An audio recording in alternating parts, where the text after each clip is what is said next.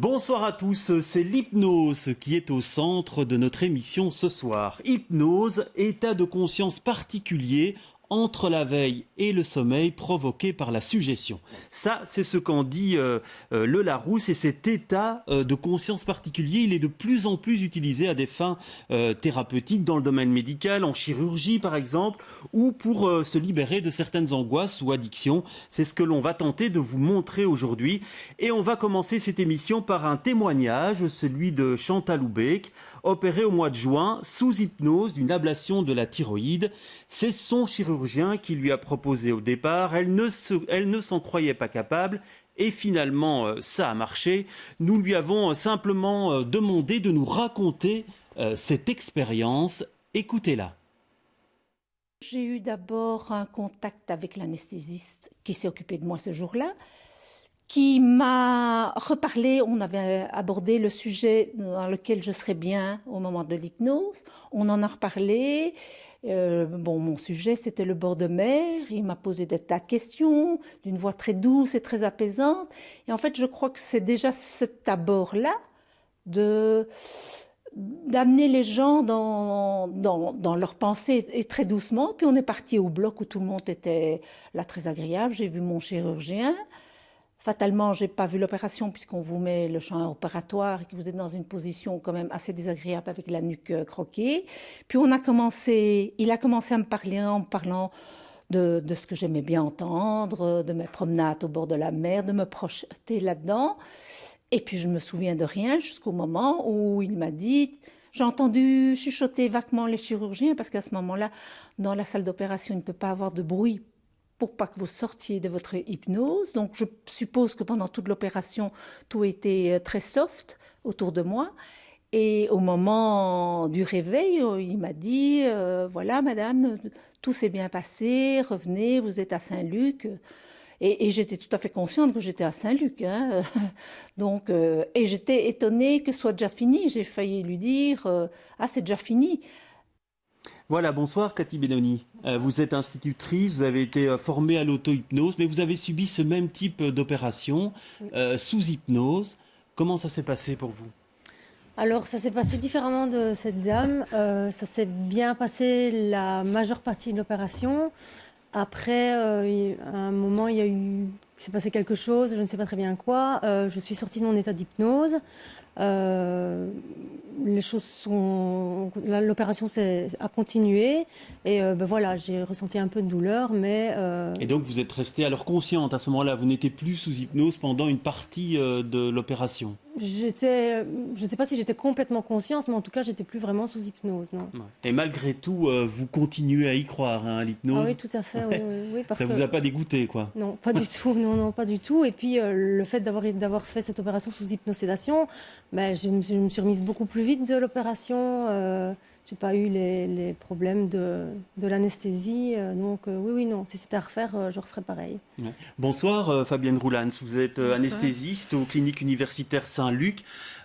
Que ça s'interrompe comme ça, est-ce que ça arrive souvent ou pas ? Alors, l'anesthésie, c'est toujours près de son patient, donc on sait qu'il y a des moments qui sont peut-être un peu plus stimulants en chirurgie, des moments qui sont moins stimulants.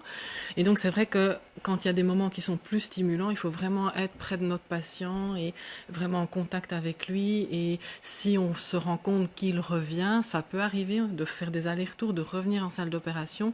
Mais à ce moment-là, on l'aide à repartir loin, là où il est mieux.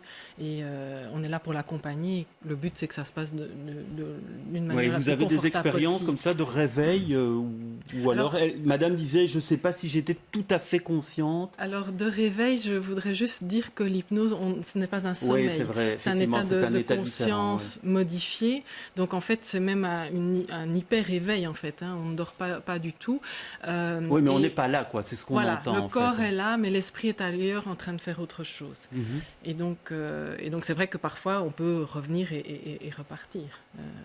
Alors Nassim Touil, bonsoir. Touil, vous êtes aussi anesthésiste aux cliniques universitaires Saint-Luc. Alors quand on voyait cette explication, on avait l'impression que c'était finalement assez simple, une préparation basique, on va dire. Tout se fait très naturellement, on a l'impression.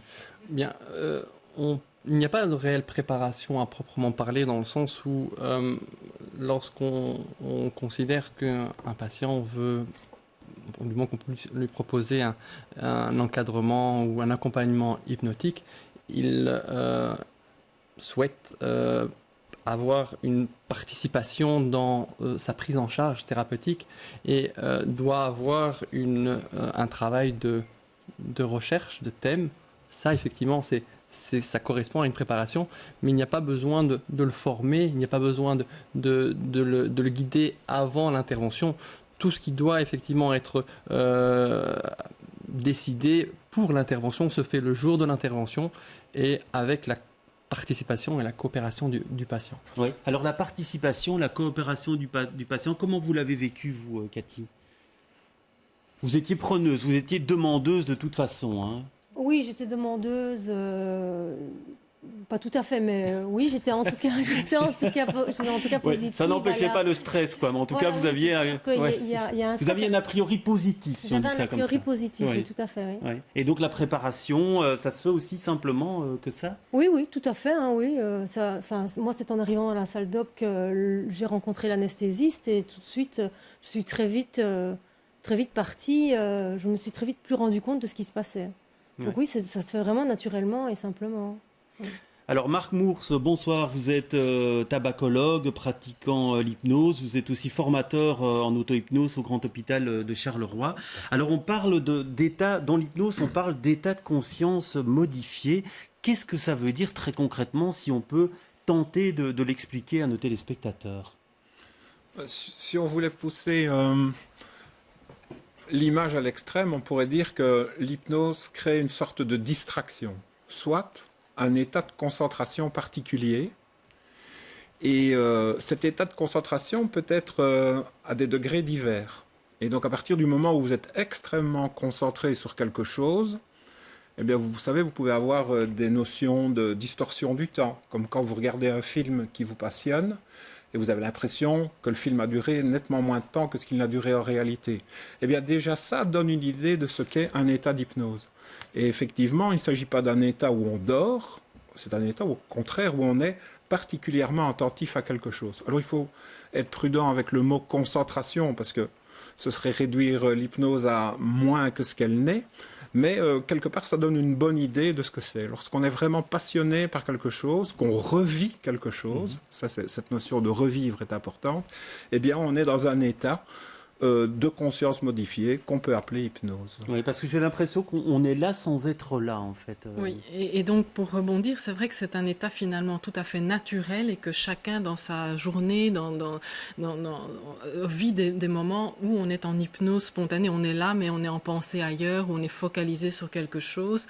Et donc ce qu'on explique souvent à nos patients avant une intervention chirurgicale, c'est justement qu'on va les aider à activer cette ressource qu'ils ont en eux pendant l'intervention, de façon à ce qu'ils soient en salle d'opération et nous, on est là pour les accompagner et activer leurs ressources, qui est donc cette capacité d'être ailleurs en même temps. Mais pour être tout à fait clair, il y a une anesthésie locale qui est opérée tout de même. Oui, on fait une anesthésie locale, oui, tout à fait. Et puis après, le reste, alors, c'est dans le bloc avec une suggestion, en fait. C'est ça que vous faites. Voilà, on fait des suggestions. Alors, attention, c'est vrai qu'il y a une anesthésie locale, mais il y a certaines zones, ça dépend des chirurgies, mais qu'on ne peut pas endormir. Et donc, c'est intéressant d'avoir l'hypnose en plus qui a été prouvé scientifiquement avoir un effet analgésique antidouleur. Et c'est l'anesthésie locale plus l'hypnose qui fait qu'on peut faire certaines interventions avec de l'hypnose. Ouais. Et alors Chantal Houbeck nous disait que ce qui la rassurait vraiment beaucoup, c'est qu'à tout moment, si nécessaire, on peut pratiquer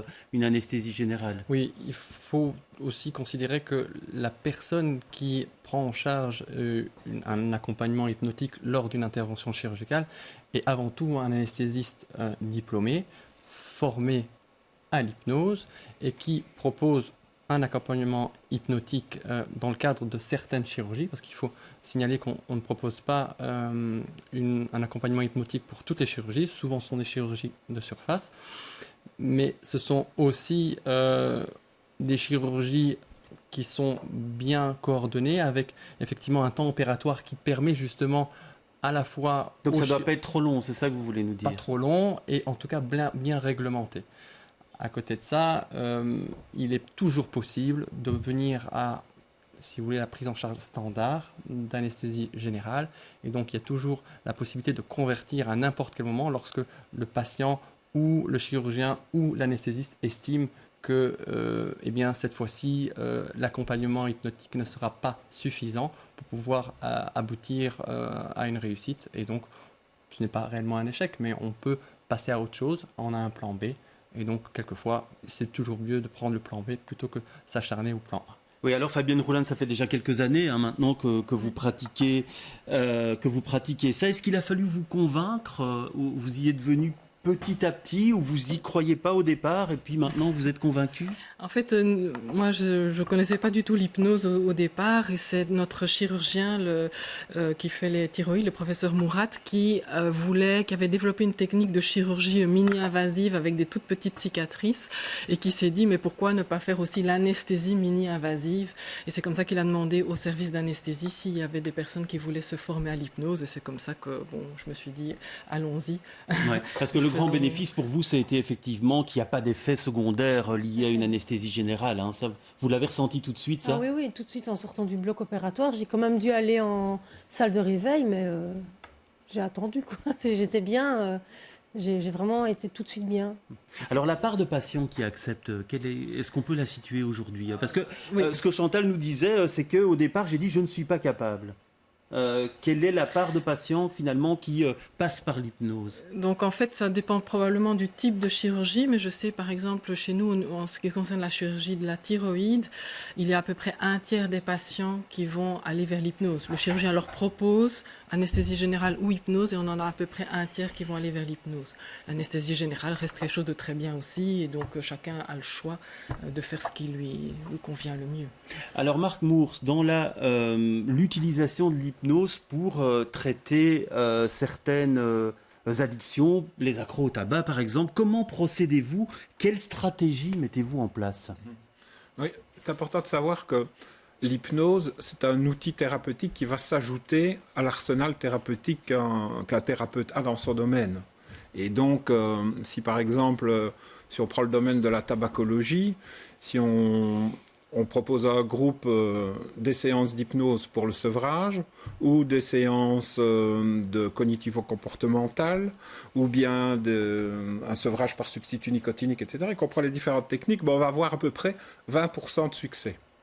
À partir du moment où on combine toutes ces aides et où on ajoute l'hypnose, eh bien là, le pourcentage de réussite, c'est-à-dire le taux de sevrage que les patients vont réussir, eux, à effectuer, va être beaucoup plus élevé, simplement parce qu'ils vont avoir plus d'outils à leur disposition. Oui, parce qu'on a toujours cette impression de quelqu'un qui hypnotise de manière dirigiste et qui donne des ordres en disant vous allez arrêter, etc. C'est pas du tout, ça se passe pas du tout comme ça. Hein. Donc, absolument pas, parce que si on faisait cela, on réduirait encore le taux de réussite au seul pourcentage de la population qui est très suggestible, très hypnotisable, qui est de l'ordre de 10%. Et donc, on réduirait encore ces possibilités. En fait, ce qu'on fait, mais on est pratiquement dans la même approche que les anesthésistes, c'est-à-dire qu'on va essayer de comprendre comment le patient fonctionne, à quoi il est sensible, ce qu'il aime, et on va plutôt l'aider par des suggestions à retrouver des ressources. Des ressources, par exemple, qui vont être peut-être pas la ressource de vacances ou ce genre de choses, mais peut-être la ressource d'un moment dans leur vie où ils ont eu beaucoup d'énergie pour réussir quelque chose de difficile. Et si ça est approprié et qu'on fait cette suggestion de façon indirecte, c'est-à-dire on ne donne pas les ordres, eh bien, on augmente les chances que le patient trouve lui-même ses ressources, qu'il va ajouter à tous les outils qu'on lui donne. Et donc, ça veut dire que ces ressources-là, il va pouvoir les mobiliser quand il ne sera plus sous hypnose dans sa vie de tous les jours. Voilà, exactement. J'évoquais tout à l'heure la notion de concentration. Eh bien, c'est comme si cette partie-là de cette personne allait être plus présente. Et donc, il allait pouvoir l'utiliser plus facilement, un peu comme si ça l'avait rappelé au moment présent. Alors pour vous, quel est le champ d'application? Là, on a parlé d'une opération à la thyroïde. On peut intervenir dans quel domaine? Là, vous disiez chirurgie de surface, ouais. C'est-à-dire pour que les gens comprennent. Donc les thyroïdes, parathyroïdes. Nous, on travaille beaucoup aussi tout ce qui est la chirurgie du cancer du sein. Ça va de la tumorectomie jusqu'à la mastectomie avec les curages axillaires. Parce que là, on est quand même sur des opérations plus importantes. Là, à ce oui, moment-là. mais ça reste de la surface. Ouais. C'est pas une intervention intracardiaque, c'est pas une intervention dans le ventre, c'est pas... Voilà, on peut faire des arthroscopies de genoux, on peut faire des hernies inguinales, des hernies ombilicales, tout ce genre d'intervention. Ouais. Et vous pensez, vous, Nassim Touil, qu'on ne connaît pas encore exactement le champ d'application qui pourrait être utilisé, que ça pourrait s'étendre à d'autres types d'opérations? Tout à fait. Alors, il faut le faire de manière tout à fait prudente. Bien asseoir un petit peu l'expérience et le recul qu'on a maintenant depuis quelques années en termes d'intervention chirurgicale avec accompagnement hypnotique, essayer de promouvoir un petit peu les bons résultats qu'on a eus et peut-être réfléchir avec un accord aussi au niveau des chirurgiens, parce que c'est souvent aussi des demandes des chirurgiens, beaucoup des patients, mais également maintenant des chirurgiens, sur comment arriver à pouvoir obtenir des résultats équivalents de façon un petit peu différente. Oui. Donc, il faut savoir que le domaine des neurosciences est vraiment en forte progression depuis quelques années. Il y a notamment un chercheur français, Stanislas Dehaene, qui a édité un bouquin qui s'appelle « Le Code de la conscience » en 2014 et qui, en 2018, était n'était plus en phase avec la réalité. Donc, il a fait une réédition de son bouquin. Donc, c'est un domaine qui connaît de grandes avancées pour le moment. Et c'est quelque chose d'assez passionnant parce qu'on arrive aujourd'hui à avoir de la part des scientifiques, donc en neurosciences, des informations suffisamment précises de nature à savoir comment on va accompagner dans le futur les patients. Et donc en fait, l'hypnose est en train de changer de visage progressivement à la lumière de ces neurosciences. Oui, je vous écoute.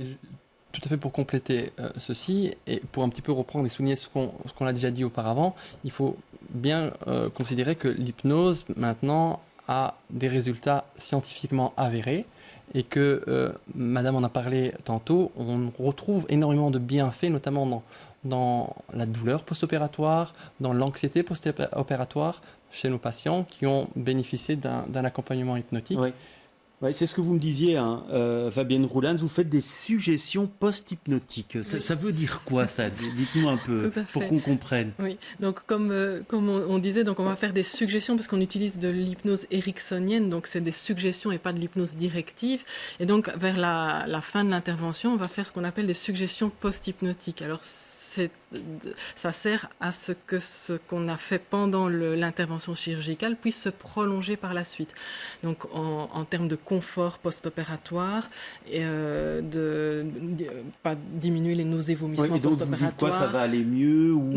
non, mais expliquez-nous pour qu'on comprenne. Cicatrisation, pour que la cicatrisation soit mieux. Donc soit on peut le dire directement, et donc pendant que vous profitez dans cet endroit sur la plage, une autre partie de vous écoute ma voix qui vous accompagne. Vous allez être étonné de voir comme le confort va perdurer dans les heures qui viennent, dans les jours qui viennent, et autant de temps que nécessaire, que l'estomac va rester tranquille, alors on peut dire soit la cicatrisation va se faire avec quelque chose de très joli et tout ça, soit dans le thème, on dit, et vous passez, vous voyez des ouvriers qui sont en train de colmater des brèches sur le mur, et pour faire quelque chose de très beau, qui va être très, très, très, très joli par la suite. Donc on peut soit faire directement, soit utiliser des métaphores. Et donc ça c'est avéré, ça facilite après la récupération ou Ah oui, ça a été montré vraiment sur la diminution de la fatigue post-opératoire, les douleurs post-opératoires, le confort qui était amélioré, ça a été publié largement. Ouais, alors Cathy Benoni, vous vous êtes formée à l'auto-hypnose. Pourquoi? C'est une question finalement personnelle de gestion de stress ou pour vous aider dans la vie, vous en attendez quoi? Oui, je suis une personne qui est très sensible au stress et donc j'ai eu l'occasion de rencontrer Marc plusieurs fois avant mon opération et voilà, j'ai vraiment accroché à à l'hypnose et je voulais pouvoir m'auto-hypnotiser, pouvoir me servir des outils qu'on me donnerait pour pouvoir moi-même gérer mon stress. Et vous allez nous expliquer comment ça marche. Comment on fait pour s'auto-hypnotiser? Ah, je ne suis pas la bonne personne pour vous expliquer. Non, mais vous l'avez déjà fait sur vous, vous savez le faire maintenant? Oui, je sais le faire, Ouais. oui. Et donc, comment ça se passe en fait? Vous vous mettez dans un endroit calme et vous vous suggérez certaines choses? Oui, voilà, on se met dans des conditions pour pouvoir se relaxer. Et puis, tu peux m'aider? Oui, non. Ouais, c'est votre expérience que vous expliquez. Après, on aura le côté scientifique de Monsieur Mours. Hein. On se met dans des conditions pour pouvoir se relaxer. Et puis, voilà, j'ai reçu plusieurs outils pour pouvoir rentrer en état d'auto-hypnose. Et donc, je me sers de ces outils pour vraiment me centrer sur moi et pouvoir revivre des choses, par exemple, des choses agréables. Alors, le scientifique va parler maintenant. Monsieur Mours, les outils que vous donnez, quels sont-ils? Eh bien, les outils, les meilleurs outils sont ceux qu'on va pouvoir trouver chez le patient. Et mieux encore, que le patient va découvrir lui-même. Alors après, il y a des techniques d'accompagnement. On utilise les différents sens de façon à un peu les saturer, ce qui permet d'avoir une détente un peu plus importante. Donc il y a une technique derrière qui facilite cela. Mais surtout, on est efficace en hypnose à partir du moment où le patient a trouvé ses propres ressources. Si par exemple on accompagne quelqu'un qui adore la pêche à la ligne en lui parlant de musique, on va être peut-être tout à fait à côté de la plaque. Et donc c'est bien dans ce sens-là où on va laisser toute la liberté au patient de dire vous vous retrouvez dans une activité qui vous est particulièrement agréable. Et vous pensez à quelle activité, Cathy, quand vous... Bon, en général, les vacances, la plage. Et ça fonctionne plutôt bien. C'est long, une formation en auto-hypnose? Alors, il y a plusieurs sortes de formations. Celle que j'ai suivie, 4 jours. Ah oui, donc c'est assez rapide. L'auto-hypnose, on peut l'utiliser aussi soit avant une opération, soit après une opération pour aider à la prise en charge? Oui, tout à fait. On l'utilisera peut-être surtout... Non, avant une intervention, on a d'autres techniques qui sont sans doute plus intéressantes pour le patient. Mais en post-opératoire, c'est sûr que pour diminuer des douleurs post-opératoires, on peut apprendre au patient à se faire de l'auto-hypnose. Et d'ailleurs, dans les suggestions post-hypnotiques que l'on donne en fin d'intervention, on suggère au patient qu'il va pouvoir réutiliser ce qu'il vient d'apprendre pour se trouver du confort s'il en a besoin par après. Ouais. Et les cartésiens qui nous disent « ça ne fonctionnera pas sur moi », vous avez envie de leur dire quoi, Marc? Sur moi, oui. On travaille avec le patient. Oui, avec le patient, mais en auto-hypnose, je veux dire. Voilà, à un certain moment, il va travailler seul avec lui-même, on va dire ça comme ça. S'il pense que ça ne fonctionnera pas, on lui dit quoi? Il a peut-être raison, hein, Oui. après tout, parce que c'est vraiment une démarche avant tout personnelle. Et il faut qu'il y ait une certaine motivation de la part du patient ou tout simplement de la personne à vouloir adhérer à cette prise en charge, qui peut être une prise en charge qui marche extrêmement bien, mais il faut fournir un travail de préparation, un travail de confiance et de coopération avec le guide ou la personne qui va encadrer finalement cette hypnose. Et donc, si une personne estime qu'elle n'est pas faite pour ça, il n'est pas obligatoirement en tort, il ne faut pas imposer, mais toujours proposer autre chose. Il y a aussi une question de personne. Hein. Parfois, il y a des personnes qui vous inspirent confiance et vous dites, tiens, ça risque de bien se passer. Et puis, il y a des personnes avec lesquelles on se sent moins à l'aise. Moi, je trouve qu'il faut laisser vraiment la liberté à toute personne de jouer le jeu ou pas. De toute façon, si elle ne souhaite pas entrer en hypnose, elle bloque et puis elle reste au conscient et puis ça se termine là-bas. Et puis je pense aussi c'est la pratique parce qu'au départ, moi je pensais vraiment ne pas être réceptive. J'avais envie, mais je pensais ne pas l'être. Et les premières séances d'hypnose auxquelles j'ai participé, à la fin, je me disais, mais est-ce que j'y étais? Est-ce que j'y étais pas? J'en étais pas sûre. Et au fur et à mesure, plus on en fait, plus facilement ça vient. Et voilà, mieux on y arrive. L'envie peut être considérée comme déjà une première forme de motivation. Après, on a toujours un doute sur notre capacité à finalement atteindre un but, mais vous aviez déjà envie de tenter l'aventure et ça vous a permis, avec les bons résultats progressifs, d'encourager, de conforter votre jugement premier. Hein. Merci en tout cas, l'émission est déjà terminée. Merci en tout cas pour toutes vos explications et j'espère, si vous étiez sceptique au début de l'émission. On espère en tout cas, j'espère que les invités ce soir vous auront convaincus. Merci en tout cas de nous avoir suivis. Très bonne soirée à tous.